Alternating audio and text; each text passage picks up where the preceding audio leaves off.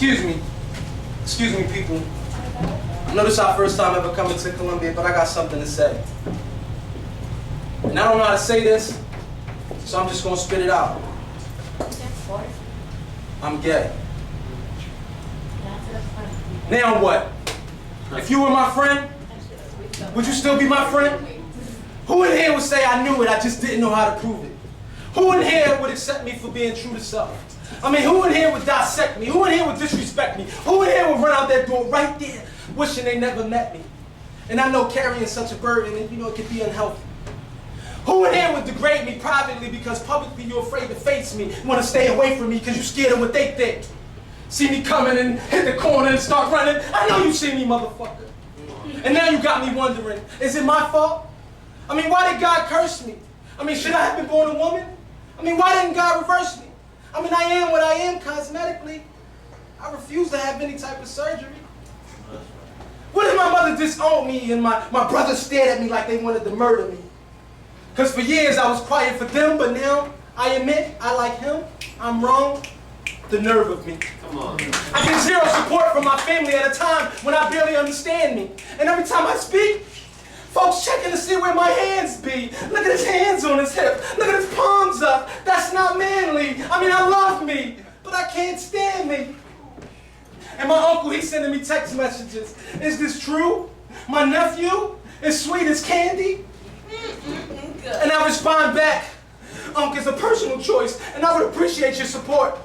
And he responds back, it's a sin for women to be with women and for men to be with men. And I turn my phone off because I can't take this from so-called friends and family and even my grand folks. And I punch the wall out of frustration, and to make it worse, I think my hand broke. And I can't stand folks. I didn't become gay to offend folks. I mean, I'm 25 and I haven't even felt alive yet. Imagine living in hell and you haven't even died yet. I mean, an intimacy with men is something I've never even tried yet. And I've been confused about my mindset since I was 11 years old in the projects, and I just wanted to be honest, y'all. I mean, I haven't even fully developed my sense of gay pride yet. Hey. For years I've been dating Tanya, but I've been really digging Thomas. And you ask me why now? Well, tell me, when would be a perfect timing? I checked my Facebook page and I had 55 new comments. And out of the 11 that I was able to make it through, only 2 were motivational. And they were both by one faithful soul. And she wrote, do you. And if it makes them uncomfy, enjoy it. 2 snaps.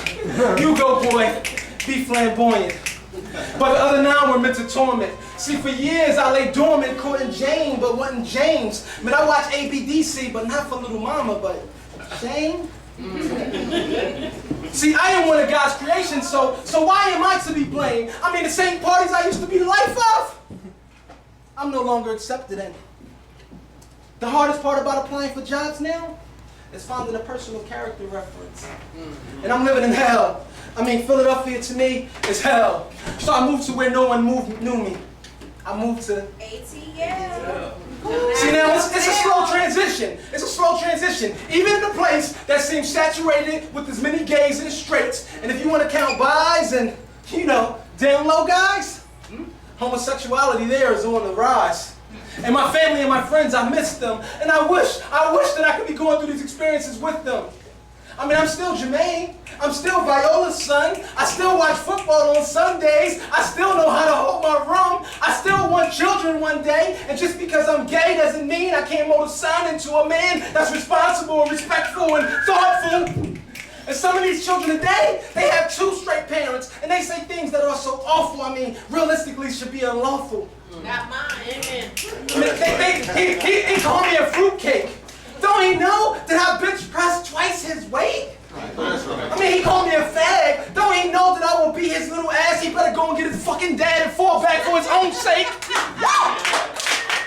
on it. I mean, play with it. I dare you to say it. Play with it. And when I go home to Philadelphia to visit, I hide behind my stunner shades and my hoodie. I stay hooded. Because my nephews, they run up to me with their camera phone and they call it Uncle Lane's gay footage. And I'm appalled and I can't stand it. Not with them, but with their parents. I mean, I'm different and it's apparent, but it's not my fault that they can't handle it. Amen. And I'm tired of them asking me, how Tanya doing? How she feel? I don't know. I'm no longer with her. I mean, I love her. I just love her like a sister.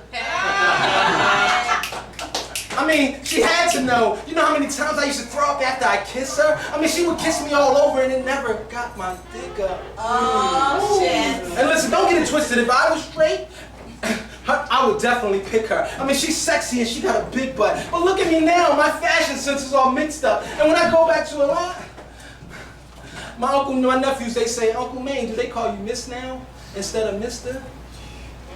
So now I'm back to the A, back to the places where it's cool to be gay, bulldogs and swinging Richards. I'm back to the place where I can be me and people don't mind. I'm back to the place where I can have peace at mind, but I still carry my still, refuse to be a victim of a hate crime. I know that's right.